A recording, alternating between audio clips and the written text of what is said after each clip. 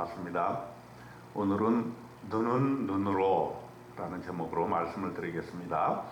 출애굽기 21장 24절에 눈은 눈으로, 이는 이로, 손은 손으로, 발은 발로, 된 것은 된 것으로, 상하게 한 것은 상함으로, 때린 것은 때림으로 갚을지니라. 어제는 출애굽기 20장에서 10계명에 대해서 우리가 묵상을 했습니다. 오늘 21장에서는 보다 세부적인 법의 내용을 다루고 있습니다. 구약의 법인 것이죠. 구체적인 상황에 따라서 법을 어떻게 적용할 것인가를 말해주고 있습니다. 가장 큰 원칙은 눈은 눈으로 라는 등가 법칙으로 보상을 하는 것을 원칙으로 하고 있습니다. 하지만 이 저변에는 인간을 존중하고자 하는 그러한 정신이 있다는 것을 우리는 기억해야 합니다.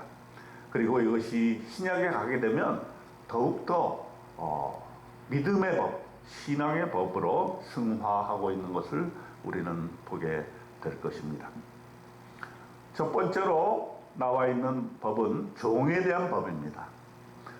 네가 히브리 종을 사면 그는 6해 동안 섬길 것이요 7째 해에는 몸값을 물지 않고 나가 자유인이 될 것이며, 출애굽기 21장 2절에 말씀하고 있습니다. 종이라도 자유인이 될 수 있는 길을 열어주고 있는 것입니다. 6년 동안 일하고 7년째가 되면 몸값을 물지 아니하고 자유인이 될 수 있다는 것입니다.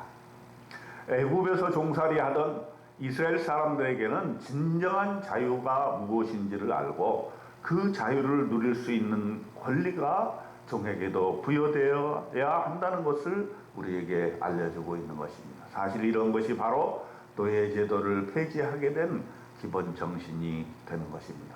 여러분, 우리 모두는 다 하나님께만 매여 있는 것입니다. 세상의 다른 어떤 것으로도 우리의 자유를 구속받을 수는 없는 것입니다.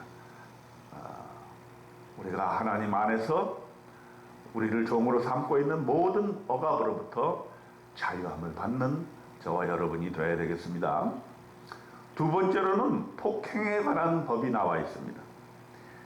사람을 쳐 죽인 자는 반드시 죽일 것이나 만일 사람이 고의적으로 한 것이 아니라 나 하나님이 사람을 그의 손에 넘긴 것이면 내가 그를 위하여 한 곳을 정하리니 그 사람이 그리로 도망할 것이며, 출애굽기 21장 12절로 13절에 나오는 말씀입니다.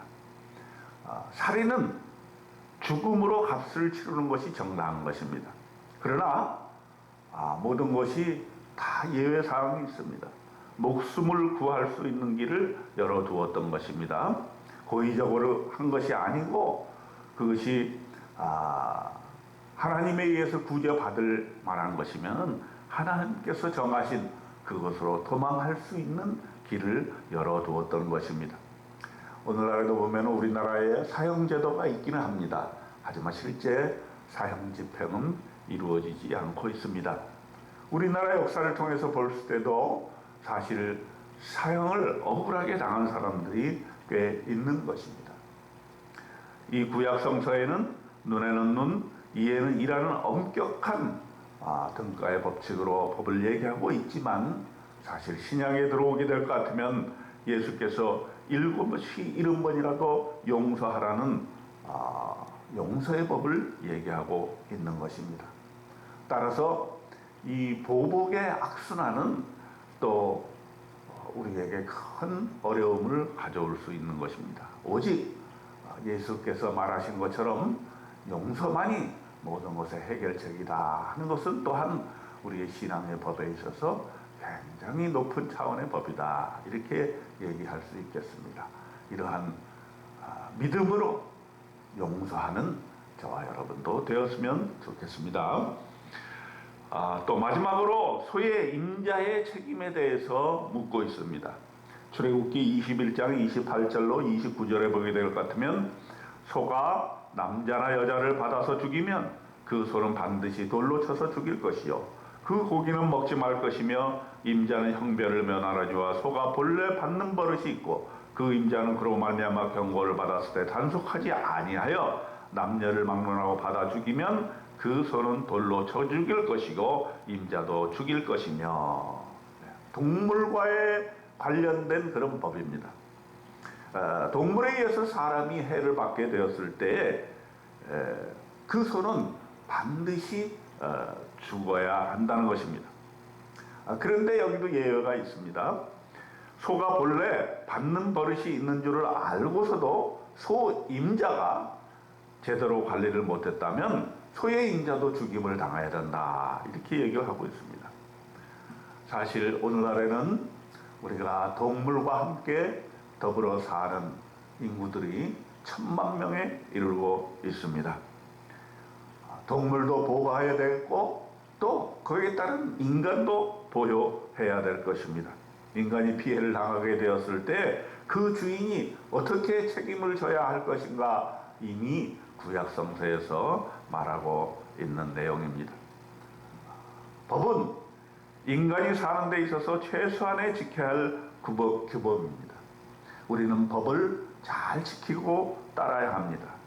하지만 우리 신앙에게는 법 이상의 믿음의 법이 있는 것을 알아야 합니다. 현실의 법을 잘 지키면서도 그 법을 초월하는 믿음의 법을 가지고 우리는 살아나가고 있는 것입니다. 바로 사랑의 법이요 믿음의 법인 것입니다. 이러한 믿음의 법으로 살아가면서 하나님께서 주시는 진정한 자유를 누리시는 저와 여러분 되시기를 주님의 이름으로 축원드립니다. 아멘.